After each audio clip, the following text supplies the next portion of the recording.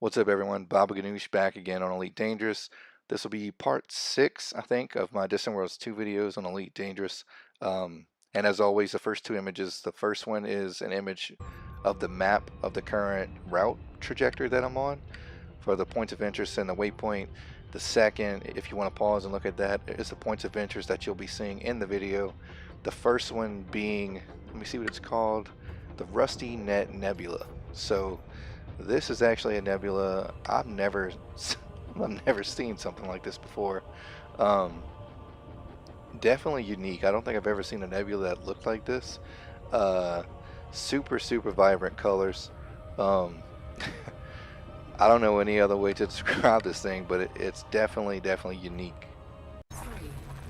So the next point of interest listed on the list that we're visiting is referred to as the collection of wonders. So when I read that, I was like, I don't know what that could be, but as soon as you come in the system, you'll notice I immediately get pulled out of Super Cruise by a massive black hole.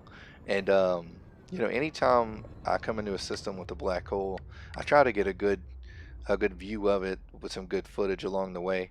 I just think it's super neat how the black hole kind of bends the light around you and around your ship. Everything that you're seeing, everything gets completely bended and kind of warped around in a way that's really cool to see. So anytime I come across a black hole, I try to get a little bit of footage of it that I can. I try to get some some pretty cool angles if I can. So anyways, as you fly through the system, you actually come across a signal source, which is kind of like a VIP tourist spot to go scan. I'm sure somewhere in the bubble there's probably a passenger mission of someone wanting to actually come out here, probably, if I had to guess. And you you can go to the collection of wonders. It gives you a little bit of story, some lore in the background of the system. And to the right, there's a beautiful view of this star with rings. I mean, it's not often you see a star with rings around it. So I mean, this is a good little view right here. So next I'm going to bring up the system map that I'm going to show you here in a bit, and if you can see the star that I was just showing you in that previous shot, that's the star with the rings. Up top above the star is the system black hole that you would initially jump into, and then here way at the bottom there's a second black hole which I don't show you, but um, the main thing I wanted to do was come back and get some more footage of the star with a view of the galaxy kind of directly behind it. I felt like that would make for a really cool shot. And for those of you who haven't been near a black hole or gotten to see one up close, I mean, like if you come into it in Super Cruise, it'll pull you out if you get too close, but you can actually get super into the exclusion zone, as it's known. And as you can see, as you actually get in that zone, all the light around you, everything that's in your vision just becomes completely warped and just twisted around. And I think it makes for a fabulous view. Um, so yeah, I mean, anytime I come near a black hole, as I said, I try to get a good view of it. I try to get some good footage if I'm doing a video and share with everyone. So hopefully you actually like the footage that I'm showing you here. So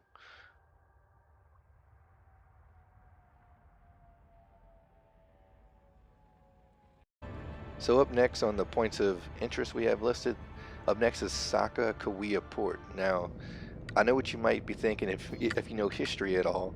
You're you're thinking of Sacaqawea, which I can't even tell you shit about. I done forgot what she was in history, but she's a person. And the first time I ever stopped off at this starport, one of the first things I actually thought about was I was like, man, I feel like they fucked up and they misspelled the name of this station, and I was wrong. It's pronounced right. It's known as Sakakawea.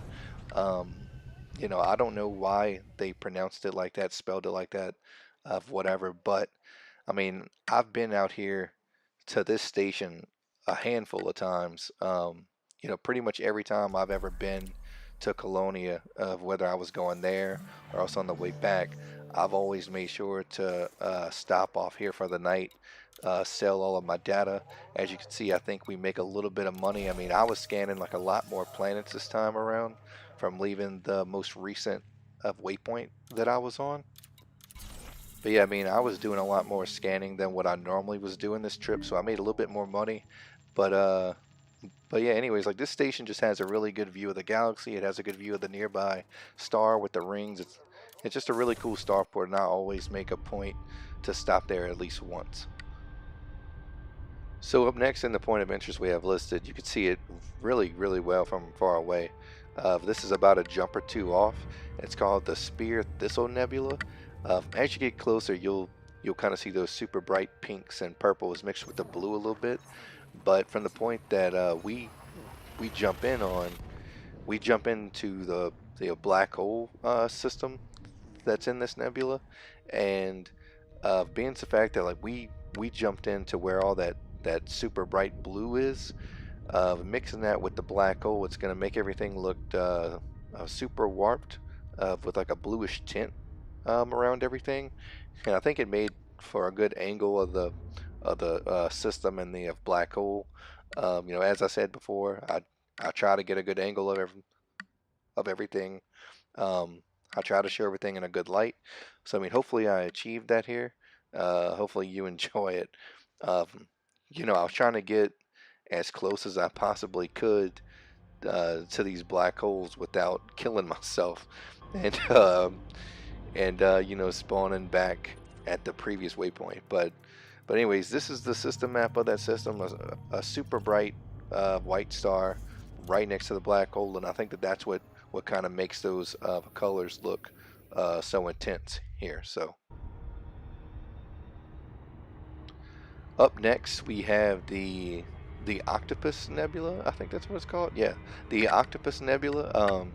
You know, that's up for debate if you think that this nebula resembles an octopus in any way. I guess maybe if you tilted the screen to the right or you looked at it sideways, kinda, it could maybe look like an octopus. I mean, I don't see it, but this is actually one jump away, so I wanted to kind of show you how it looked from two jumps away and then one jump away. So if my jump range is 60 light years with my fuel limpets on, so I mean that was 120 light years away from the first image, and then this one is 60 light years away about. So I mean, as you get closer, you can see it in a much more broader perspective. But yeah, I mean, this is called the Octopus Nebula.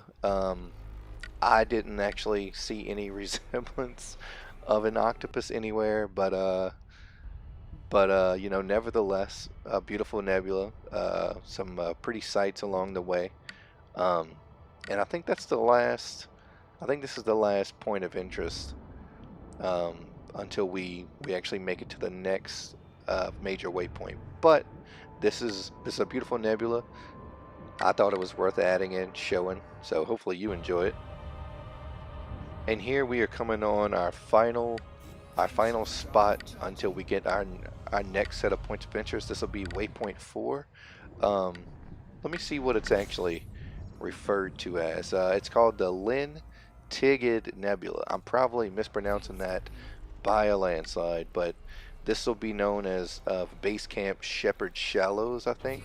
I hope I'm getting these names right. But anyways, this is the system that Waypoint 4 will be in, that you'll see here in just a moment. I didn't know where to go, to be honest. I got in here and I was like, okay, which planet? You know, where am I landing at? I didn't know exactly where to go, but I figured out after a while. I mean, I came in here, I got some good footage, some good shots of the system for of Waypoint 4. But of base camp, which is where you'll see me in just a moment, this is actually on an icy planet near some water geysers, I guess you would pronounce it as water geysers. And this is just a spectacular view. I mean, you can't beat this. I mean, look at this, dude. Fucking nuts. Crazy view.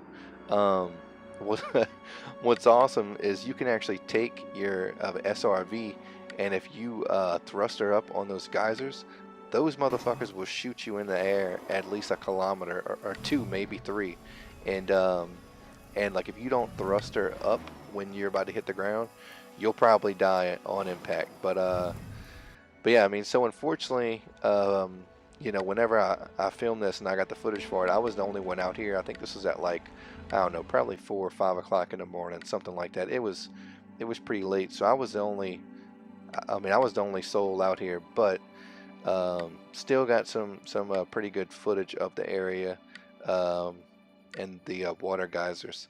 I think it came out pretty well in my opinion.